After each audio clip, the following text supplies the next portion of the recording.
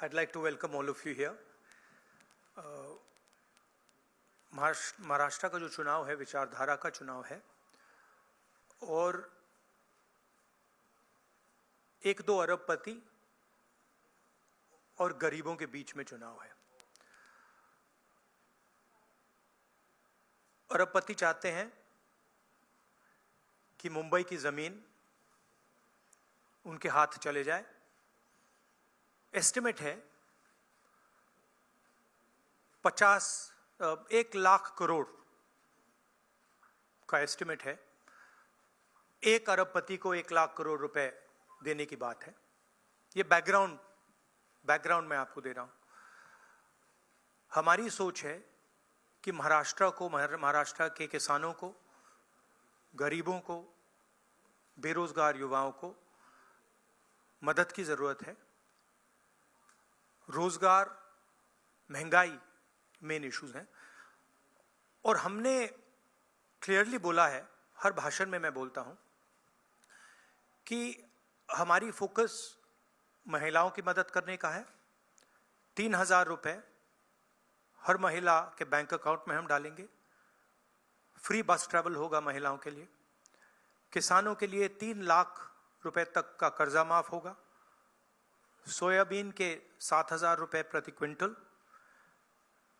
प्याज के किसानों के लिए fair price committee. Fair MSP कपास के किसानों के लिए। कास्ट सेंसस जो हम तेलंगाना में, कर्नाटक में करवा रहे हैं, वो हम महाराष्ट्र में करवाएंगे। हम जानना चाहते हैं और महाराष्ट्र की जनता को बताना चाहते हैं कि किसकी कितनी यहाँ पे भागीदारी है, कितना पार्टिसिपेशन है, किसकी कितनी आबादी है। हम चाहते थे कि दिल्ली सरकार इसको करे। पार्लियामेंट हाउस में मैंने साफ बोला है, नरेंद्र मोदी जी के सामने बोला है कि हम कास्ट सेंसस करवाएंगे। ये देश के सामने सबसे बड़ा मुद्दा है। तकरीबन 50%, एस्टिमेट है 50% पिछड़ा वर्ग है। उनकी कहीं पार्टिसिपेशन नहीं है, सरकार में नहीं है, कॉर्पोरेट इंडिया में नहीं है, मीडिया में नहीं है। 15% दलित हैं, 8% आदिवासी हैं, उनकी भी कोई पार्टिसिपेशन नहीं है। तो कास्ट सेंसस सेंट्रल पिलर है हमारी स्ट्रेटजी का।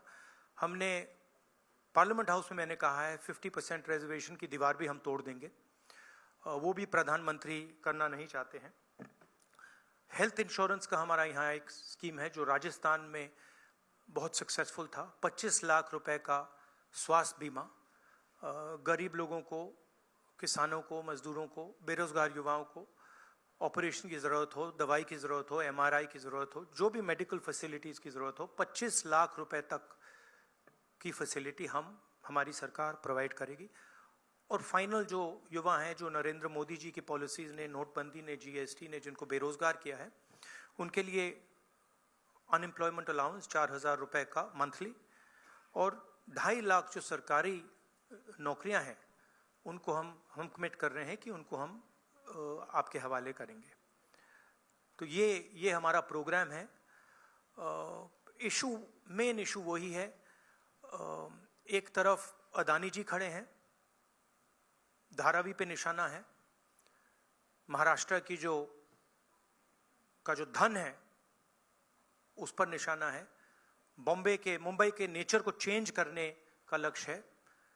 और दूसरी तरफ हमारे किसान, मजदूर, युवा जो एस्पायर कर रहे हैं, जो सपना देख रहे हैं, जिनका सपना हर रोज महाराष्ट्र की सरकार तोड़ रही है। तो ये लड़ाई है। Thank you. एक एक करके मैं अभी बता रहा हूं। एक मिनट। बिल्कुल, अभी आपने बड़ा अच्छा व्यवस्थित रखा।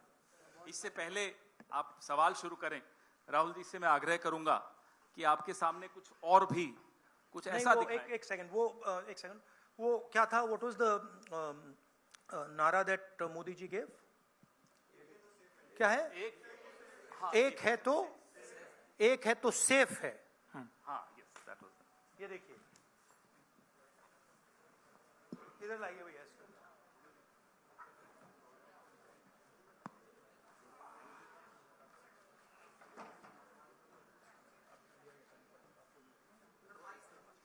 ये है नरेंद्र मोदी जी का एक है तो सेफ है।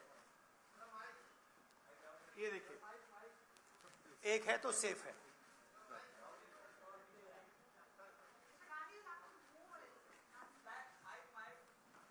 It's heavy. ये इसमें एक है तो सेफ है, ये नरेंद्र मोदी जी की महाराष्ट्र सरकार की स्ट्रेटजी है, हम आपको ये दिखाना चाह रहे हैं। मुश्किल खुलता है ये पकड़िए, ये देखिए, एक है तो सेफ है, देख लीजिए। और ये स्ट्रैटेजी का लक्ष्य है, देखिए, एक है तो सेफ है, धारावी का मैप है, ये भी दिखा दीजिए, दूसरा पोस्टर दीजिए। ये 1 लाख करोड़ रुपए का धंधा चल रहा है। ये आप देखिए, हमारे प्रधानमंत्री जी और अदानी जी एक साथ खड़े हैं, एक हैं तो सेफ हैं, और ये लक्ष्य है। तो उन्होंने अपना नारा दिया है, हम उनका थोड़ा नारे को आपको समझाना चाहते हैं। धन्यवाद राहुल जी। ये अच्छा है, इसको पीछे रखेंगे। अच्छा, वो पोस्टर भी लगा दो साइड पर, पकड़ लो, एक इस साइड पकड़ लो, बताइए भैया। एक सेकेंड, आलोक देशपांडे, इंडियन एक्सप्रेस। राहुल जी, आप हमेशा कहते आए हैं कि महाराष्ट्र के डीएनए में कांग्रेस है। तो जब से ये इलेक्शन का मुद्दा शुरू हुआ, जब विकास का मुद्दा था, तो आज वो आगे कटेंगे तो कटेंगे, वोट जिहाद किन मुद्दों पे आगे रुक गया है। तो क्या आपको लगता है कि इन सारी स्लोगन्स के वजह से महाराष्ट्र के डीएनए को नहीं, उनका जो स्लोगन, मेन जो स्लोगन है, एक है तो सेफ है, वो मैंने इतनी अच्छी तरह आपको दिखाया है, उसको समझाया है कि एक है तो सेफ है। एक कौन है? एक नरेंद्र मोदी जी हैं, अदानी जी हैं, अमित शाह जी हैं। सेफ है तो कौन सेफ है? अदानी जी सेफ हैं। कष्ट किसको होगा? धारावी की जनता को होगा। नुकसान किसका होगा? धारावी की जनता को होगा। जो हिंदुस्तान की स्मॉल और मीडियम इंडस्ट्रीज हैं, जिसका एक चिन्ह धारावी है, उसको एक व्यक्ति के लिए खत्म किया जा रहा है। तो लड़ाई यही है। नारा उन्होंने दिया, हमने आपको समझा दिया। इस इलेक्शन का नारा मोदी जी ने दिया है और बिल्कुल सही नारा है। एक है तो सेफ है। सवाल है सेफ कौन है, सेफ किसका है, एक कौन है, यह सवाल है। दीपक भट्टू से लोकमत।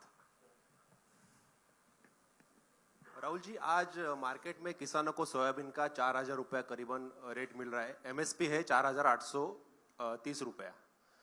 तो आपने कहा है कि हम लोग 7,000 रुपया देंगे अगर सत्ता पे आएंगे तो, और प्लस बोनस। तो 4,000 और 7,000 प्लस बोनस, ये जो डिफरेंस है वो कहाँ से कांग्रेस कॉम्पेंसेट करेगी? ये हमने सारे कैलकुलेशंस कर रखे हैं, हमारा एक्सपीरियंस है, हमने ऐसी ही पॉलिसीज छत्तीसगढ़ में चलाई हैं। तो financially there is no problem, this is easily feasible, we have done all the calculations. Study किया है हमने। अगर आप डिटेल्स चाहते हैं तो हमारी टीम से हम आपको पूरा फाइनेंशियल डिटेल्स, ये जो हमारी कमिटमेंट्स हैं, इसका पूरा फाइनेंशियल डिटेल हम आपको दे देंगे, कोई प्रॉब्लम नहीं है। रंजीत सिंह, एएनआई। अभी राहुल जी गुड मॉर्निंग, मैं रंजीत, एएनआई से। आप चूंकि काफ़ी केंद्रित हैं धारावी के मुद्दे को लेकर के, तो मैं सवाल करना चाहूँगा कि 2005 से धारावी में कोई डेवलपमेंट हुआ नहीं है, रीडेवलपमेंट के नाम पे अगर हम बात करें तो अब जो योजना वहाँ चल रही है, आप चूंकि कह रहे हैं कि बिलियनियर को लखपति बनाने की कोशिश है, 1 लाख करोड़ का उनका टारगेट है, तो 2005 से अब तक जो विकास नहीं हुआ है, अब अगर शुरू हुआ है, उसमें आपको कमियां नजर आती हैं, और आप सरकार आने पे बदलने की बात भी की है महाविकास आघाड़ी ने। नहीं, विकास नहीं हुआ सवाल नहीं है, रीडेवलपमेंट। हाँ, रीडेवलपमेंट। हाँ, तो उसके लिए अगर सरकार आपकी आती तो योजना बंद होगी, तो वो पुनर्विकास और लंबा नहीं किया जाएगा? 3 साल या 5 साल कम से कम लगेंगे, फिर एक बार शुरू होके और लेट। देखिए, हमारी पोजीशन बिल्कुल क्लियर है। ये जो जमीन है, जो लोग धारावी में रहते हैं उनकी जमीन है, वो उस पे सालों से रह रहे हैं, वहाँ पे वो काम करते हैं, स्मॉल और मीडियम बिजनेसेस का हब है। धारावी को कन्वर्ट करने में दूसरी भी इश्यूज हैं। मैंग्रोव्स की जो ज़मीन है वो छीनी जा रही है, यहाँ पे बाढ़ आती है, ज़्यादा आएगी, लोगों को नुकसान होगा, और पूरा का पूरा काम एक व्यक्ति की मदद करने के लिए है। That is our objection. Our objection is that it is unfair, it is being done, the entire political machinery is being twisted to help one person. We are not convinced about how the tendering process was worked out, and we are absolutely convinced that this is theft of Dharavi land, and it is being handed over to one person. इसी व्यक्ति को देश के airports दिए जा रहे हैं, इसी व्यक्ति को डिफेंस की पूरी मैन्युफैक्चरिंग की इंडस्ट्री दी जा रही है, इसी व्यक्ति को पोर्ट्स दिए जा रहे हैं, इसी व्यक्ति को धारावी दिया जा रहा है, इसी को मुंबई का एयरपोर्ट दिया जा रहा है। और मैंने यहां पे आपको क्लियरली दिखाया है कि पुराना रिश्ता है प्रधानमंत्री का, तो ये अदानी जी अपने आप नहीं कर सकते हैं। Without clear support of the prime minister of India, Dharavi cannot be taken away from the people of India. तो ये हो रहा है यहां पे, और ये चुनाव का मुद्दा है, बैकग्राउंड में है, फोरग्राउंड में है। यही मुद्दा है कि महाराष्ट्र का जो धन है वो महाराष्ट्र की जनता को मिलेगा, महाराष्ट्र के लोगों को मिलेगा, या फिर एक व्यक्ति को मिलेगा। और मैंने यहां प्रोजेक्ट्स के बारे में बोला है, मेरे पास लिस्ट है जो प्रोजेक्ट्स महाराष्ट्र के थे, जो आपसे छीनकर, महाराष्ट्र के युवाओं से छीनकर दूसरे स्टेटों में गए हैं। मैं लिस्ट पढ़ना चाहूंगा, और टोटल इसकी जो वैल्यू है, महाराष्ट्र के युवाओं को मालूम होना चाहिए कि आपकी सरकार क्या कर रही है। वेदांता का फॉक्सकॉन सेमीकंडक्टर प्लांट जो था, 1 लाख युवाओं को महाराष्ट्र में रोजगार मिलता, 1.5 लाख करोड़ रुपए की इंडस्ट्री का प्रोजेक्ट था, यह आपसे छीन लिया गया है। टाटा एयरब्रश प्रोजेक्ट, 6,000 युवाओं को हाईली टेक्निकल रोजगार मिलता, 1.8 लाख करोड़ रुपए का प्रोजेक्ट है, यह आपके हाथों से छीन लिया गया है। IPhone manufacturing plant, 75,000 jobs Maharashtra के युवाओं को मिलते, 2 लाख करोड़ रुपए का प्रोजेक्ट था, यह आपके हाथ से छीन लिया गया है। International finances service centre, 2 lakh युवाओं को रोजगार मिलता, 1.63 लाख करोड़ का प्रोजेक्ट है, यह आपके हाथ से छीन लिया गया है। गेल पेट्रोकेमिकल प्रोजेक्ट, 60,000 करोड़ का प्रोजेक्ट है, 20,600 युवाओं को रोजगार मिलता, यह आपसे छीन लिया गया है। बर्ट ड्रग पार्क, 80,000 युवाओं को रोजगार मिलता, 3,000 करोड़ का प्रोजेक्ट है। सेमीकंडक्टर प्लांट्स, 90,000 करोड़ के प्रोजेक्ट्स हैं, 3 लाख युवाओं को रोजगार मिलता। टोटल 5 लाख युवाओं के जो जॉब्स हैं वो आपसे छीने गए हैं। महाराष्ट्र के युवाओं, आप इस बात को समझिए, धारावी की जमीन छीनी जा रही है। मोदी जी सामने बोल रहे हैं, एक हैं तो सेफ हैं, अदानी जी को दी जा रही है।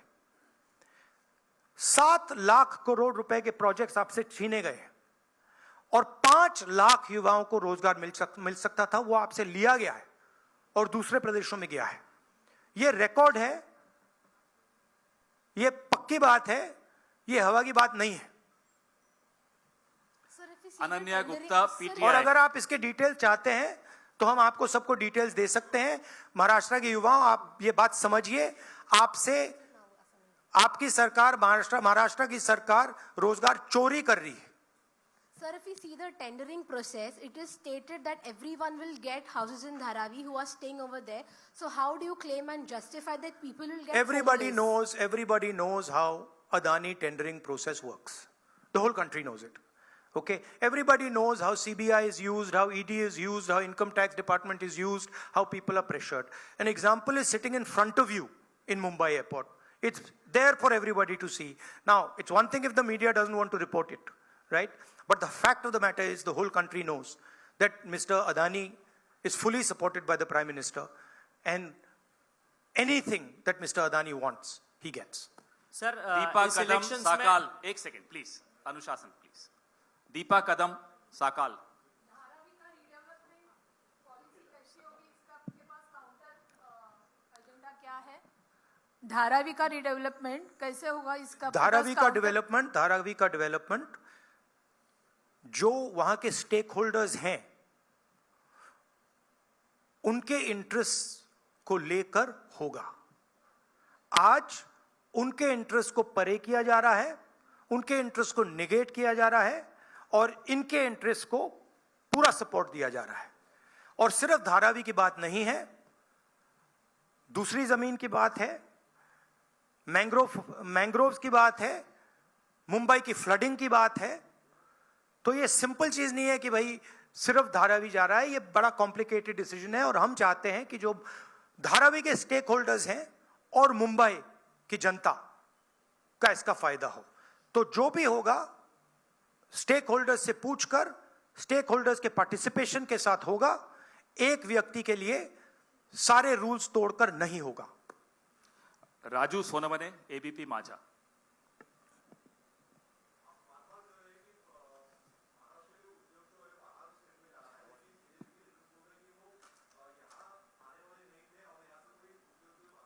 नहीं, मैंने आपको लिस्ट पढ़ के दी है। 8 प्रोजेक्ट्स मैंने आपको डिटेल करके दिए हैं, क्योंकि बीजेपी ने बात बोली है मेरे बारे में कि कौन से प्रोजेक्ट्स की बात कर रहा हूं। तो ये हैं प्रोजेक्ट्स, लिस्ट हैं। इन प्रोजेक्ट्स को आप देख लीजिए, आप स्टडी कर लीजिए। ये सारे के सारे महाराष्ट्र में आने थे, ये सारे के सारे गुजरात गए हैं। ये फैक्ट है। लास्ट और ये हर महाराष्ट्र के युवा को मालूम होना चाहिए कि आपकी जमीन अदानी जी को दी जा रही है, आपका फ्यूचर अदानी जी को दिया जा रहा है। और यहां पे जो 8 प्रोजेक्ट्स हैं, जो पूरे महाराष्ट्र के युवाओं के फ्यूचर के प्रोजेक्ट्स थे, वो सब छीन कर आपसे दूसरे स्टेट में चले गए। राहुल जी अक्षय, एक सेकेंड, राहुल जी ऐसे नहीं भैया एक एक करके एक प्लीज। एक करके, अभी वो कहीं नहीं जा Thank रहे you. जब तक आप। अक्षय मानकणी, नहीं, टीवी 9 मराठी।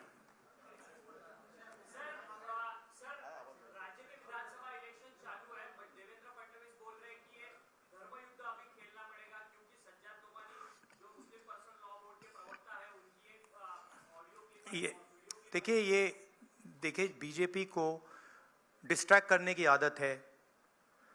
मैंने आपसे कहा कि मेन मुद्दा रोजगार का है।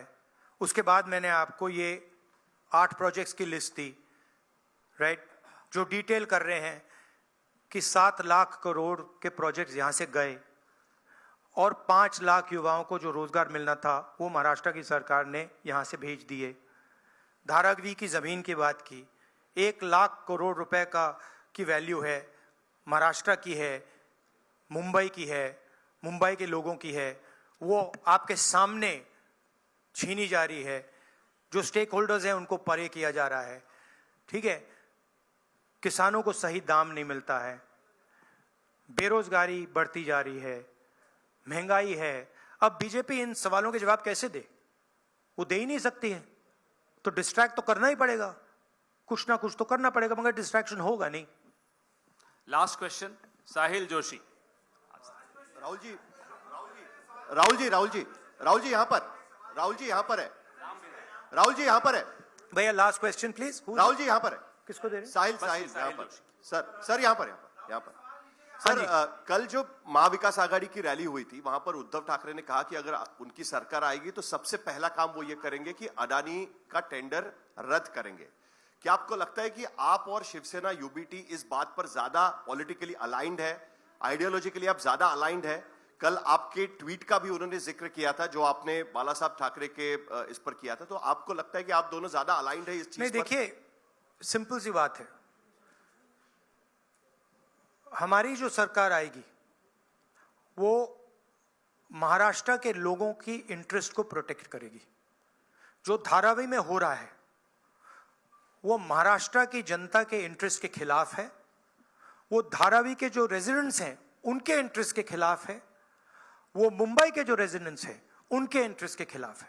हम महाराष्ट्र के, मुंबई के और धारावी के जो रेजिडेंट्स हैं उनके इंटरेस्ट को प्रोटेक्ट करेंगे, इसीलिए हम एक साथ खड़े हैं।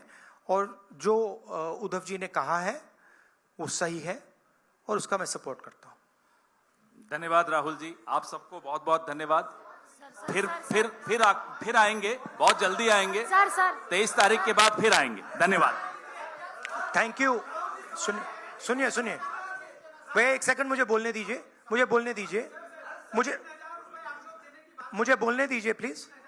एक सेकंड, मुझे बोलने दीजिए। एक सेकंड। सो थैंक यू, आप सबका बहुत बहुत धन्यवाद। आगे भी जाना है, देखिए लास्ट है मुझे झारखंड जाना है। भैया आप प्लीज बैठ जाइए, मैं बात कर रहा हूं, आप बैठ जाइए 2 मिनट, डिस्टर्ब मत कीजिए।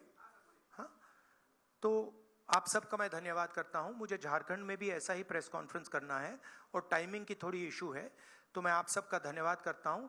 और इन चीज़ों के बारे में आपके और सवाल हों तो हमारी टीम यहाँ है, जो भी आपके सवाल होंगे वो डिटेल आपको दे देंगे। थैंक यू वेरी मच, नमस्कार।